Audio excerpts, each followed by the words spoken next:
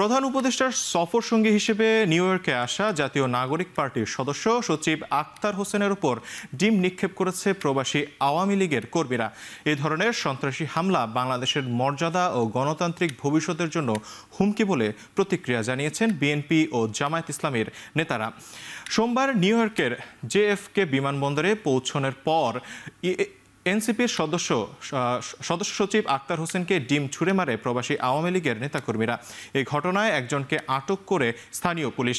এই ঘটনায় বিএনপির ভারপ্রাপ্ত চেয়ারম্যান তারেক রহমানের পররাষ্ট্র বিষয়ক উপদেষ্টা হুমায়ুন কবির বলেন, সরকারি সফরে অতিথিদের নিরাপত্তা দেওয়ার কথা ছিল বাংলাদেশ দূতাবাসের, তারা তা করতে ব্যর্থ হয়েছে।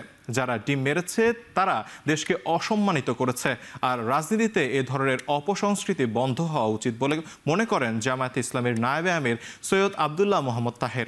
পরে হোটেলের সামনে এনসিপির সদস্য সচিব আক্তার হোসেন ইনকলাব জিন্দাবাদ স্লোগান দেন। বলেন, হাসিনার গুলিতেও পিছু হটিনি, এভাবে হামলা চালিয়ে মনোবল ভাঙা যাবে না।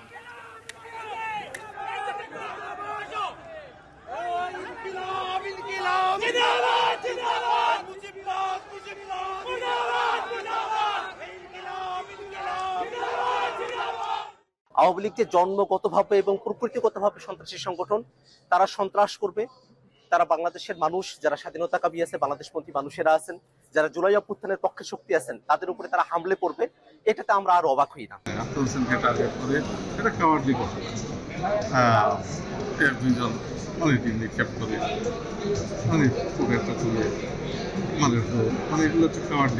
এই নেগেটিভ কালচারটা আগে থেকে হয়ে আসছিল। যখন এই কোনো সরকার প্রধান সফর করে, বিরোধী দল যেই থাকে আইসে এখানে স্লোগান দেয়। আমেরিকা একটু ডেমোক্রেটিক দেশ, 10-20 জন আইসে এখানে একটা স্লোগান দিতে পারে, ডিম মারতে পারে। এটা একটা ব্যাড কালচার নিঃসন্দেহে।